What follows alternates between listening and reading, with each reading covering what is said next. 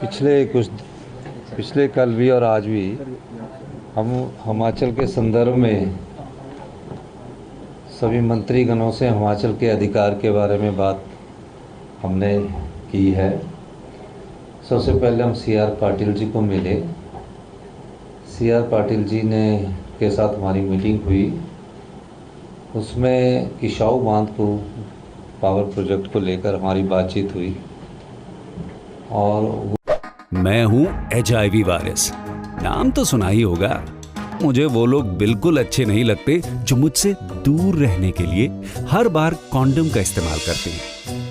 जब खून चढ़वाने की जरूरत पड़ती है तो मान्यता प्राप्त ब्लड बैंक में चले जाते हैं। कोई बात नहीं, इन लोगों को अगर मुझसे दूर रहना है तो मैं भी ऐसे लोगों से दूर रहता हूं। तो मैं हूं HIV वायरस। मेरे बारे में जानने के लिए 1097 पर कॉल करके सवाल किया गया। हिमाचल प्रदेश राज्य एड्स नियंत्रण समिति द्वारा जनहित में जारी। वो चाहते हैं कि किशाऊ पर नेशनल इम्पोर्टेंस का प्रोजेक्ट है और किशाऊ पर डैम बनना चाहिए। हमने इस बात को स्वीकार किया कि डैम बनना चाहिए, जिसका 50% पानी जो है वो हरियाणा को मिलेगा, कुछ भाग उसका दिल्ली को मिलेगा, कुछ भाग उत्तर प्रदेश को मिलेगा। अब नेशनल इम्पोर्टेंस के प्रोजेक्ट को 90% तो पानी के कंपोनेंट को तो भारत सरकार पे करने के लिए तैयार है और कह रहे कि और जो पावर जनरेशन का वो कंपोनेंट है उसको कह रहे हैं कि उत्तराखंड और हिमाचल उसकी कॉस्ट को वहन करें। तो हमने उन्हें कहा कि जब नेशनल इम्पोर्टेंस के प्रोजेक्ट को 90-10 के हिसाब से आप हरियाणा को दे रहे हैं तो पानी हिमाचल और उत्तराखंड का है, तो हमें इस बात में कोई लगाव नहीं है कि आप प्रोजेक्ट बनाइए। लेकिन अगर आप चाहते हैं ये प्रोजेक्ट लगना चाहिए तो हिमाचल प्रदेश ने कहा कि आपको उसका पूरा पैसा वहन करना पड़ेगा और अगर वो पूरा वहन करेंगे तो हमें उसमें कोई आपत्ति नहीं होगी। और वो चाहते हैं कि हिमाचल प्रदेश सरकार और उत्तराखंड सरकार जो बिजली जनरेशन में खर्चा आएगा उसको वहन करे। तो हमें तो प्रोजेक्ट की ज़रूरत नहीं है, ये पैसा उन राज्यों को वहन करना चाहिए जिनको पानी की ज़रूरत है। और हमारे जो इस मामले में हमारी बात आगे बढ़ी है और जल्दी एक बैठक आने वाले समय में होगी। और दूसरा, जल जीवन मिशन के तहत कुछ फंड की बात है जो काफ़ी रुका हुआ है, काफ़ी पहले से स्कीम है, उस बारे में हमने ध्यान अवगत करवाया। उसके बाद हमारी बैठक जगत प्रकाश नड्डा जी के साथ थी, जिसमें हेल्थ इंफ्रास्ट्रक्चर्स पर बात हुई। आयुष्मान भारत केंद्र सरकार की स्कीम है, लेकिन उसमें हमको टॉप अप करना पड़ता है, काफ़ी पैसा उस स्कीम में राज्य सरकार को भी देना पड़ता है। उस संदर्भ में उन्होंने हमारी कहा कि जो भी चीज़ होगी उसको मैं ध्यान में रखूँगा। तीसरा जो मुख्य मुद्दा हमारा कल मनोहर खट्टर जी से बात करने का था, आप जानते हैं BBMP में की समस्या चल रही है। BBMP में जब BBMP बना 1951 में पंडित जवाहरलाल नेहरू जी ने इसका फाउंडेशन स्टोन रखा और 10-12 साल में जब ये बनकर तैयार हुआ, उसके बाद से जो स्टेट का राइट था, क्योंकि सबमर्ज हिमाचल के गांव हुए, बिजली का फ़ायदा भी BBMP को हो रहा है, पंजाब हरियाणा को हो रहा है, हिमाचल को कोई फ़ायदा नहीं हो रहा था। सुप्रीम कोर्ट ने हमें उस समय की पॉपुलेशन के हिसाब से 7.19% शेयर दिया और जो शेयर तो मिलना शुरू हो गया, लेकिन 2011 से सुप्रीम कोर्ट ने एक अवार्ड दिया हिमाचल प्रदेश को फेवर में। वो एरियर के लिए बार बार हरियाणा एफिडेविट फाइल करता है, एरियर को डिले करने की कोशिश करता है। हमने ये बात CR पाटिल जी को भी बताई कि जब केंद्र की सर्वोच्च अदालत ने हिमाचल प्रदेश की सरकार के पक्ष में फैसला दे दिया है तो अगर हरियाणा पानी चाहता तो एक एफिडेविट वो सुप्रीम कोर्ट में दायर करे कि बीबीएमबी का एरिया में हमें देने में कोई ऑब्जेक्शन नहीं है। तो जो हिमाचल के अधिकार है उनमें अड़चन ना डाले, और हिमाचल से आप पानी भी लेना चाहते हैं उसमें हम अड़चन नहीं डाल रहे। हमारे लिए पंजाब भी भाई की तरह है, बड़े भाई की तरह, और हरियाणा भी छोटे भाई की तरह है, बड़े भाई की तरह है। हम छोटे भाई हैं, हम सब कुछ देने, लेकिन हमारे अधिकारों में अड़चन डालेंगे तो समझौता कैसे हो सकता है। और बीबीएमबी में हमने कहा कि हमें परमानेंट मेंबर बनाया जाना चाहिए। हमारे यहाँ पानी, हमारी ज़मीनें गई, हमारे लोग इतने सालों से ऑस्टिस बन के रह रहे हैं, उनके नाम पर पट्टे नहीं हो रहे हैं। चाहे पौंग डैम का भी बात आई, राजस्थान में पट्टे मिले इंदिरा गांधी कैनाल के कारण, लेकिन आज तक लोगों को पूरा अधिकार नहीं मिला। वो कितने सालों से धक्के खा रहे हैं। हमने उस बात को भी माननीय खट्टर साहब के साथ उठाया। खट्टर साहब ने सारी बातों का सहानुभूतिपूर्वक विचार किया, और निश्चित तौर पर उन्होंने ये भी कहा कि जो हम हरियाणा के लिए पानी के लिए एक उनकी गिरी गंगा पर एक प्रोजेक्ट बनाने की बात है, हमने उसमें भी सहमति जताई, उनको हमने आश्वासन दिया। और तीसरा जो प्रमुख बात थी, कल हम फाइनेंस मिनिस्टर से मिले और हमने फाइनेंस मिनिस्टर से कहा कि हमारा आरडीजी कम हुई है तो हमें एडिशनल बोरिंग दी। फाइनेंस मिनिस्टर ने बोला कि एडिशनल बोरिंग के सारे पहलुओं को जांच करेंगे और उस पर बात करेंगे। आज हम फाइनेंस कमीशन को मिलकर आए हैं और फाइनेंस कमीशन के पास हमारे 2 घंटे से प्रेजेंटेशंस चली है। हमने अपने मुद्दे रखे, अपने बात रखी, और फाइनेंस कमीशन के सामने हमने एडिशनल मेमोरेंडम दिया कि हमारे जो अधिकार हैं वो हमें मिलने चाहिए। और हमने जो उनके फाइनेंस कमीशन के पैरामीटर है, उन पैरामीटर के अनुसार हमने आगे बात की। तो सब मुद्दे थे और इन सब बातों पर हमने उनसे मुलाकात की। यही मैं आपको कहना चाहता हूँ।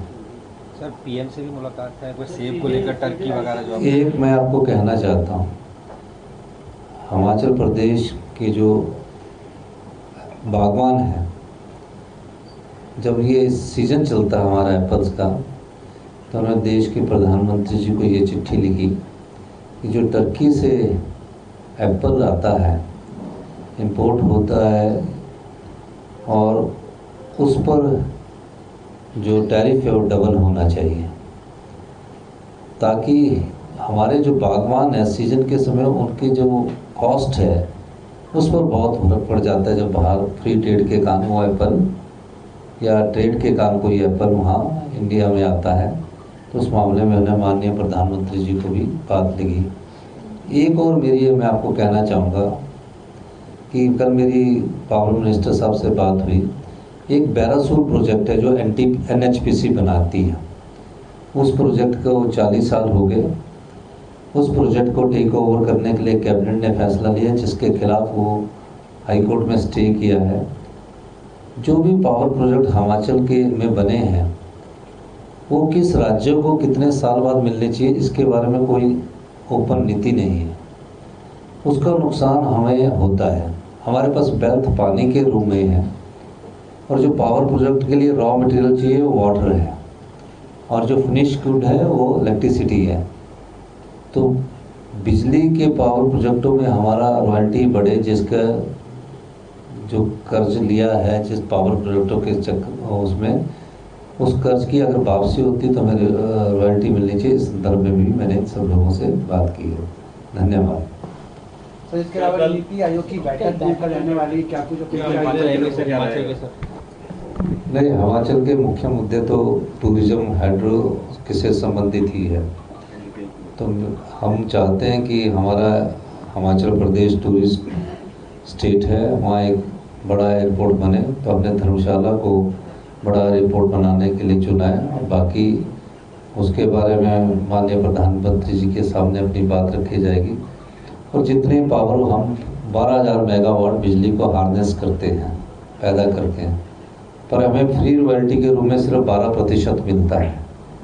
हमने कहा है कि जो प्राइवेट प्रोजेक्ट है, जब प्राइवेट प्रोजेक्ट वाले हमें फर्स्ट 12 बेसमेंट 12 साल देते हैं, 18 साल 12 से 30 साल के बीच में 18% देते हैं और 30 से 40 साल के बीच में 30% देते हैं और 40 साल बाद वो प्रोजेक्ट राज्यों को वापस कर देते हैं।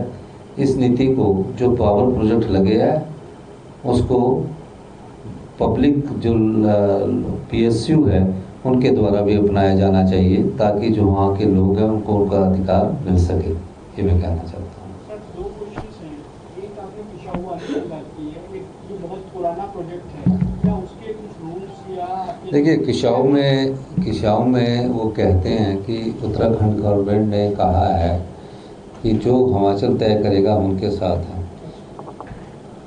हमारी और उत्तराखंड गवर्नमेंट का एक पहलू है कि हमारे ज़मीन भी सबमर्ज होगी, हमारे लोग भी डिस्प्लेस्ड होंगे और हमें कह रहे हैं कि आपके जो पानी है हम हरियाणा और अदर स्टेट्स को तो 90-10 में देंगे, लेकिन आपके वहाँ जो बिजली पैदा होती है उसका खर्चा आप उत्तराखंड भी वहन करें और हिमाचल प्रदेश भी वहन करें। तो मैंने उसमें ऑब्जेक्ट किया, जिनको ज़रूरत है पैसा उनको खर्च करना चाहिए। तो कॉस्टिंग कितनी इंक्रीज हो गई जब से ये प्रोजेक्ट लैंड अब तो ये मेरे ख्याल से ऊपर आया, ये 14-15 हज़ार करोड़ के करीब की कॉस्टिंग है और नेशनल इम्पोर्टेंस का प्रोजेक्ट है। आने वाले समय में दिल्ली में पानी की ज़रूरत है, हरियाणा में पानी की ज़रूरत है और रोज़ ये जो चला रहता है वो समस्या का भी समाधान है। अगर समस्या का समाधान करना है और आपका रुचि है तो आपको पैसा खर्च करने में संकोच नहीं करना चाहिए। एक से दूसरा सवाल, आपने टर्की वाली बात की, कितना परसेंटेज आपने इंक्रीज करने की? मैंने कहा कि डबल होना चाहिए ताकि हिमाचल के बागवानों को नुकसान ना पहुँचे। अभी मेरे पास 60% के करीब था। सर, एक सवाल कि संगठन कब तक निर्माण हो जाएगा, इसमें इसका समय? क्या संगठन को लेकर भी दिल्ली में मुलाकातें होंगी? नहीं, मेरी अभी सिर्फ सरकार से संबंधित ही मुलाकात है। संगठन अखिल भारतीय कांग्रेस कमेटी बनाता है। जब भी संगठन की अध्यक्षा अभी प्रतिभा सिंह जी है, उसके ब्लॉक प्रेसिडेंट और डिस्ट्रिक्ट प्रेसिडेंट नहीं बने हैं, तो आने वाले समय में हो जाएगा। सर, बनने में देरी क्यों लग रही है? क्या कोई मतलब कि दिक्कत आ रही है या क्या? नहीं, हिमाचल प्रदेश में अभी बीजेपी के चुनाव तो हमसे पहले है, उनको ज़्यादा देरी है।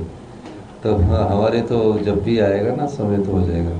Thank you very much. एक सवाल है, स्टेट के फाइनेंसेस काफ़ी देर से अंडर स्ट्रेस हैं, आपने काफ़ी एफर्ट्स किए हैं, so how much will you generate in the next 1 year? देखिए, एडिशनल एफर्ट्स, फिस्कल डिसिप्लिन और फाइनेंशियल प्रोग्रेस से हम उसको आगे बढ़ रहे हैं और मेरा ये भी मानना है कि जो 2-2.5 साल हमारी सरकार को हो गए हैं, जो फाइनेंशियल इनडिसिप्लिन हुआ भारतीय जनता पार्टी के समय हुआ। बाहर कहते हैं कि हम फ्री वीज नहीं देनी चाहिए, सब्सिडी नहीं देनी चाहिए। जब चुनाव हुए और चुनावों से पहले बीजेपी ने 50% सब्सिडी महिलाओं को लिए दे दी बस फ्री में। इलेक्ट्रिसिटी 125 यूनिट फ्री कर दी, डीजल 8 रुपये सस्ता कर दिया चुनाव जीतने के लिए। 600 के करीब इंस्टीट्यूशंस खोल दिए और तरह तरह के प्रलोभन देके उन्होंने चुनाव जीतने की कोशिश की, इम्प्लीमेंट भी किए, लेकिन जनता ने उन सब चीज़ों को नहीं माना और कांग्रेस को सत्ता में दोबारा लाए।